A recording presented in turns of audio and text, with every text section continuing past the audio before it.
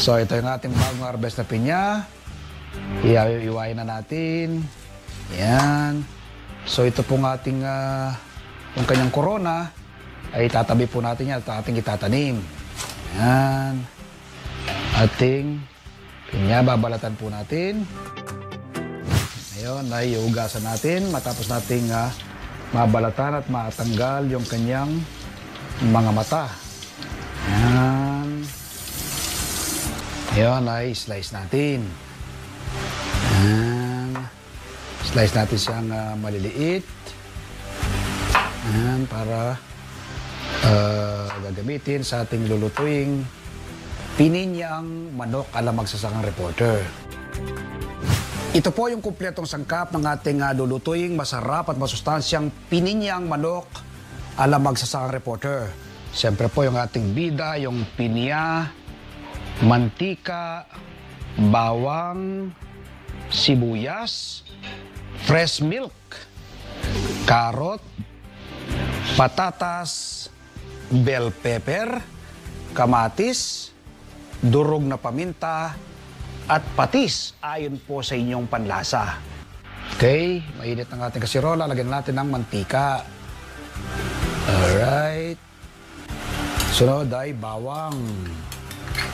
Yung bawang, lulutuin natin ng bahagya na medyo brown-brown para lumabas yung kanyang aroma.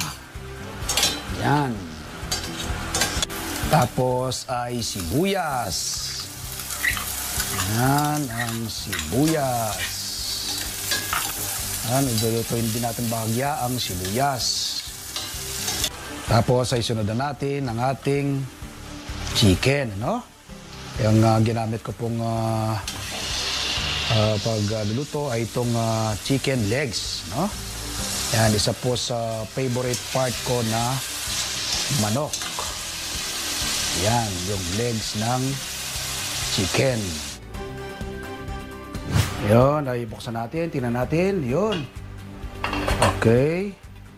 Medyo ma-brown-brown na yung ating chicken. Haluin natin. Yan. Yan, lagay na natin yung ginamit nating pinang-marinate kanina, no? Yan. Alright. Tapos ay ang ating bida, yung ating pinya. Yun. Newly harvest na pinya. Right. Ayan, takpan po natin uli para mas mabilis siyang kumulo. Tingnan natin uli. Ayan, alright. Ayan, kumukulo na naman siya. Lagyan natin ngayon ay ang gatas. No? Ang ginamit ko pong gatas ay ang fresh milk. Yan. Alright. Haluin ang bahagya. Sunod ay ang patis. Yan, ayon po sa inyong panlasa. Yan. Okay, ngayon takpan natin uli at papakuloyin uli. Yan natin, kumukulo na uli. Yun. Kulong-kulo na, no? Yan. Yung chicken natin na luto na rin niya at sunod natin ang ibang recipe o sangkap tulad ng carrots. Yan. Yung mga gulay po, yan, ay panghuli yan kasi mas mabilis lumambot. Okay. Pagkalagay ng carrot ay pakukulon din natin konti. So sunod na natin ang iba pang mga sangkap tulad ng patatas. Yan, patatas madali lang pong maluto yan.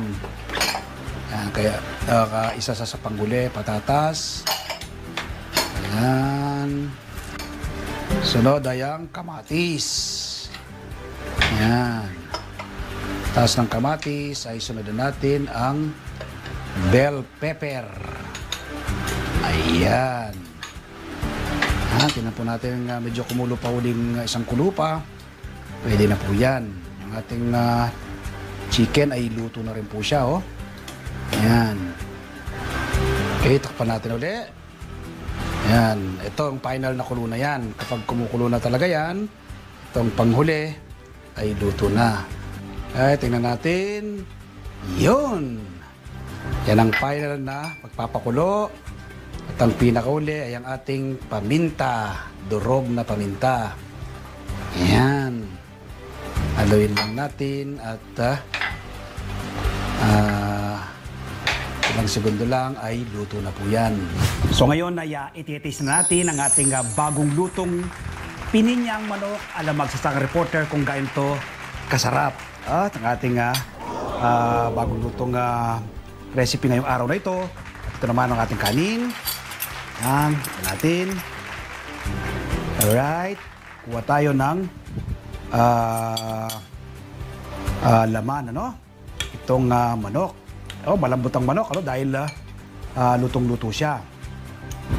Yan, lagyan natin ng gulay, no? Lalo natin sa kanin. Yan. Yun ay malalaman natin to kung gaano to kasarap. Yo.